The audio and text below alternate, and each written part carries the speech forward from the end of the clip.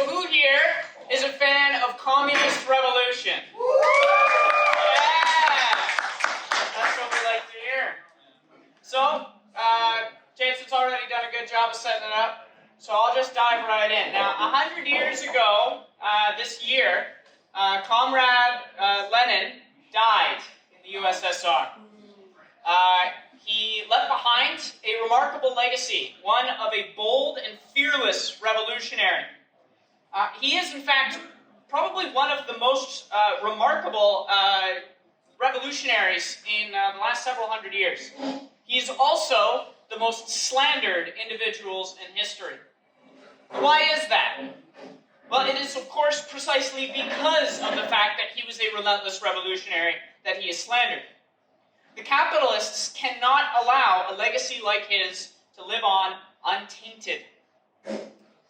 But, as great as Lenin was, we shouldn't add to the hero worship. Instead, we should critically look at his legacy and take lessons from it. We should learn from it. To learn for the revolutionary future that is unfolding now in Canada and across the world. Now, Lenin covered a lot of stuff. But I'd like to focus on one thing he talked about a lot, which is the party. Now, Lenin was a big believer in having Marxists not merely be individuals with very strong opinions and a lot of books under their arms, though many of the Marxists I know do have very strong opinions. Rather, he perpetually pushed for these Marxists to get organized in a political party, united by ideas and galvanized by the real struggle. This party is meant to act as the leadership of the working class. By learning the lessons of history and amalgamating them into the tactics of the present. That way, we are able to create a flexible, forward-thinking revolutionary party, one that is able to foresee events, plan ahead, and prepare for them. Preparation was something that Lenin pushed for constantly. The party cannot be organized during the revolution. By then, it is far too late to begin building a party.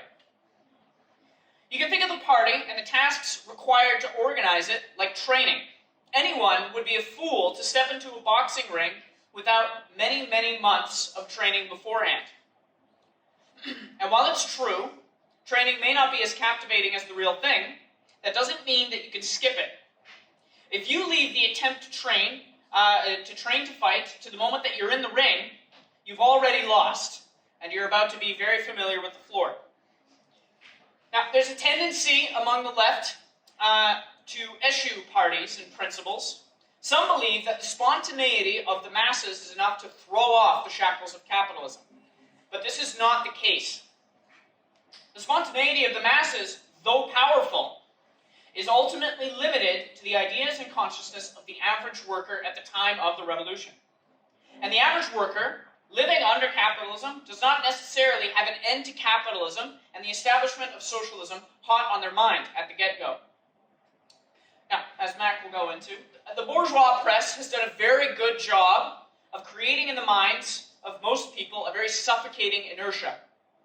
This inertia can be overcome, as during revolutionary periods, people's minds undergo rapid changes. However, openness to new ideas does not guarantee landing on the correct ideas. And the working class, as we've seen, will often go through a series of attempts at changing the system. And this energy can very easily, and often is, co-opted by the liberals. And that is why we must be there, to point out that it is possible to go beyond mere reforms to the system, to take real power into our hands and run society towards the ends that workers desire. Organization is key, but it is not enough to merely be organized abstractly. We must be organized around the correct ideas and principles. A study of Marxism is essential to this, not merely because it's cool and anti-capitalist and will piss off your parents, though it will probably do those things, but because it is correct. And when revolution is the order of the day, we can ill afford incorrect ideas. We must understand Marxist theory, for it is that theory that can lead the working class to victory. Now, in the early years of the Russian Marxist movement, there was a polemic that raged between Lenin and so-called economists. These economists fetishized the spontaneous economic struggle of the workers and minimized the importance of politics. They regarded the theoretical struggle with contempt. These tendencies are actually rampant today. Ideas like, it's not our job to educate the workers, or that theoretical questions don't interest workers.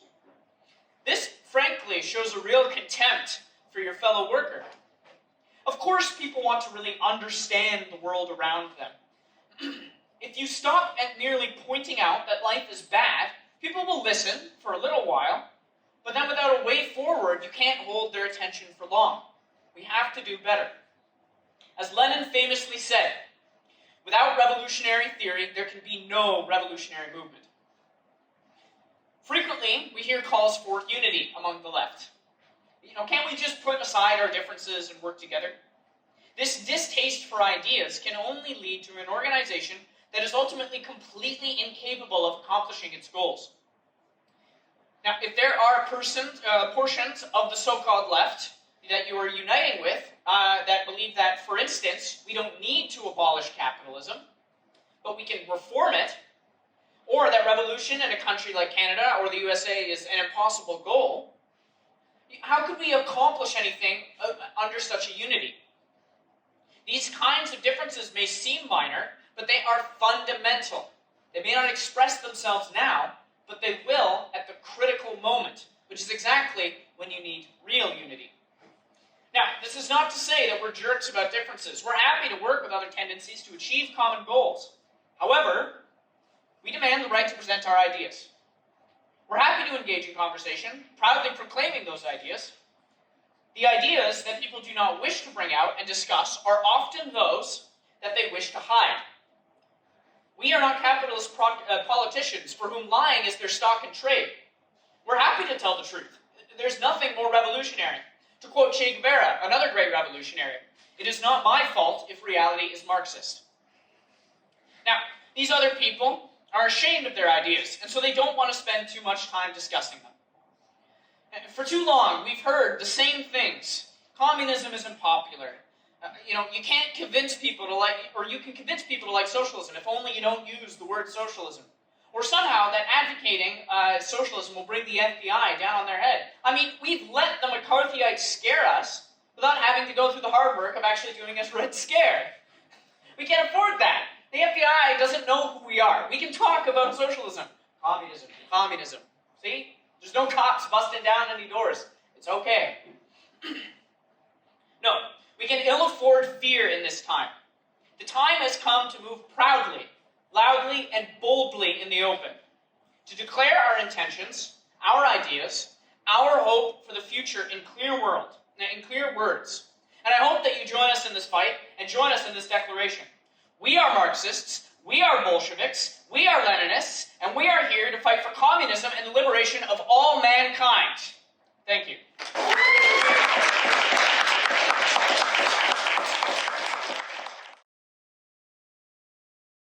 Talk about the paper itself, which is sort of why we're here, and the main focus of sort of this whole event we put together, because we are changing the name of our paper to Communist Revolution, two things we like. So, we figure why not name a paper we have after the thing we want, right? Makes perfect sense. When I first joined years ago, quite a while ago actually, people talk about, I'll tell you, if you want to know, ask me later, but the point is, when I first joined, one of the most common questions we got was, "Hey, who are you?" But also, why a paper? Like, come on, it's 2006. It's 2006. This is like the internet. Come on, it's everywhere, right? Almost. I get asked that question a lot less lately, and one of the reasons for that I'll get into. But one of the reasons I mentioned we changed our paper to Communist Revolution. It's not just because we like communism, it's because more people today like communism in Canada. We love giving this example because it's just like a nice round number, but the Fraser Institute did a fun little survey on how many people like communism in Canada, and they figured on their estimate that around 1 million young people do. Just in Canada, right? Quite a few. But it wasn't us that convinced them, right? It wasn't us that convinced 1 million youth in Canada to say they are in favor of communism. And it wasn't us who convinced people that a paper actually matters. It was Facebook.